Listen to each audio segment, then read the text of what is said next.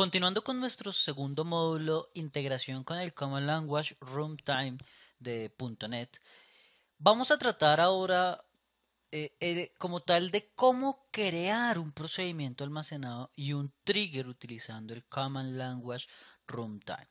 Como ustedes recordarán, un procedimiento almacenado básicamente son una serie de instrucciones que podemos ejecutar a nivel del motor de base de datos, a nivel de base de datos, y son una serie de instrucciones que se almacenan en una estructura llamada procedimiento almacenado y que las podemos ejecutar cada vez que lo necesitemos. Y el trigger es un tipo especial de procedimiento almacenado, pero que se desencadena cuando ocurren operaciones de tipo insert, update, delete, create, alter y drop. Entonces, son como los diferentes tipos de opciones que tenemos al momento de crear un procedimiento almacenado y un trigger.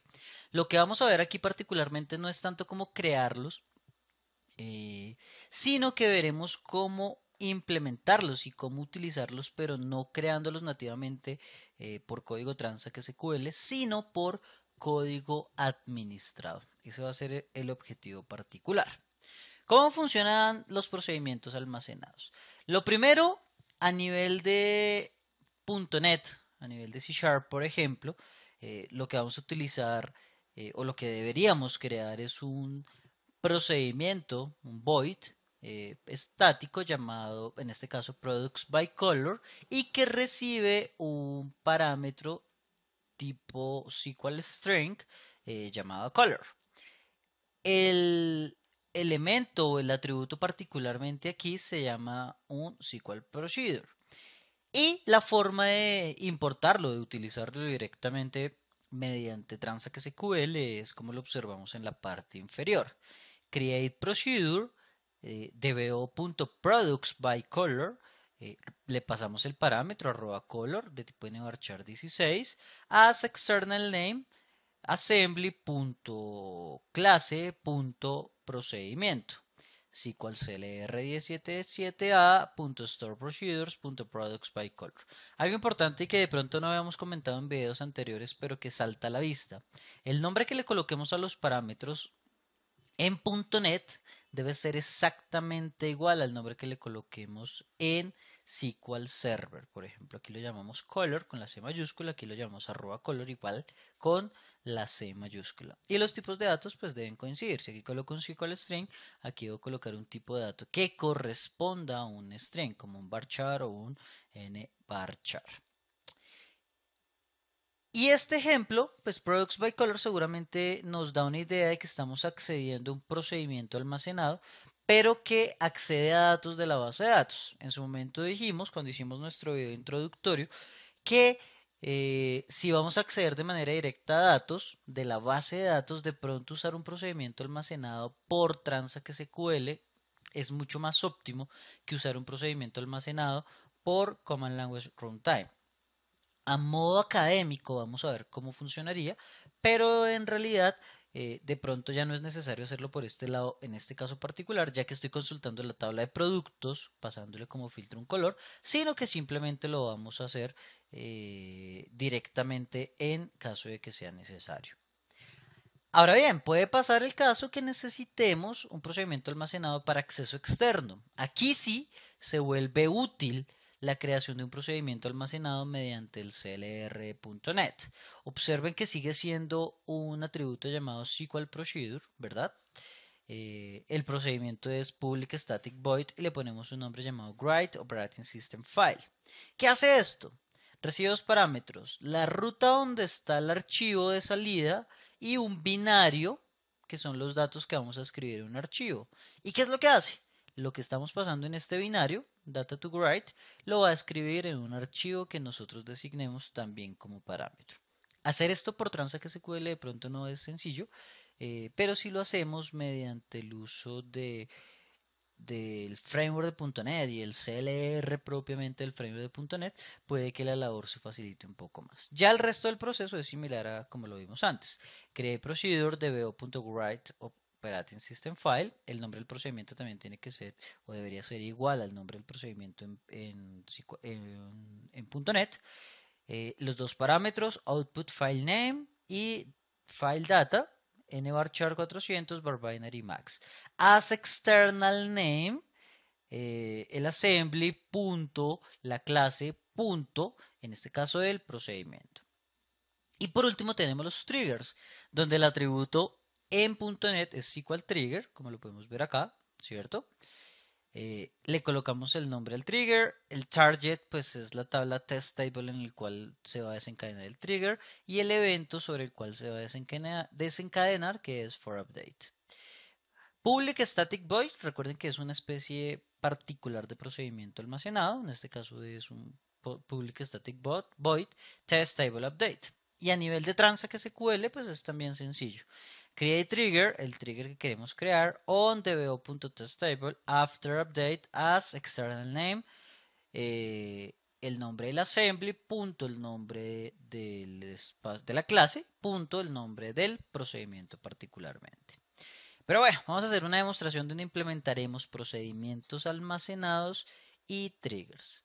Me voy aquí particularmente al Management Studio y vamos a empezar a trabajar. Recordemos, voy a ubicarme en AdventureWorks 2008 R2 y vamos a ver qué hace este Products by Color. Entonces vamos a abrir el código de Products by Color, el C#, y observen cuál es el caso particular. Este personaje le toca ir a abrir una conexión a la base de datos, ¿cierto? Le toca crear un comando, le toca ejecutar el comando, le toca mandar el mensaje y hacer toda la conexión que se requiere para poder ejecutar la instrucción como tal. ¿Eso qué implica? Esto va a implicar básicamente que primero tenemos que ir hasta el framework de .NET y el framework de .NET devolvernos a SQL Server para traer la consulta. Observen que es un paso que de pronto no es necesario hacer.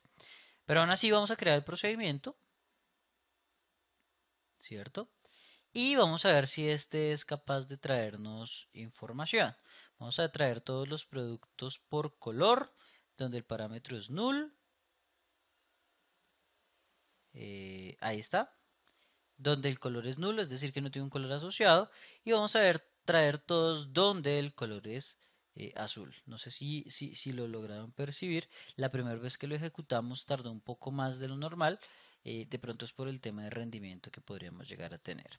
Ahora bien, si queremos hacer exactamente lo mismo, pero para un procedimiento almacenado que vaya a datos externos, nos va a quedar un poco más fácil hacerlo por este lado. Vamos a ver este procedimiento llamado Write Operating System File. Por aquí lo tenemos, Write Operating System File, donde básicamente va a escribir en un archivo una información y es la información que le estamos pasando. De pronto por transa que SQL hacer esto se va a complicar un poco más. Aquí simplemente accedemos a las librerías de clase de system.io que nos va a permitir escribir en un archivo puntual y cerrar el archivo puntual como se requiere, en donde crea el archivo, escribe en el archivo y cierra el archivo para que quede a disposición. Entonces vamos aquí a la creación del procedimiento almacenado. Create procedure, write operating system file, que recibe como parámetros output file name, la ruta donde va a estar el archivo, y @file data, la información del archivo.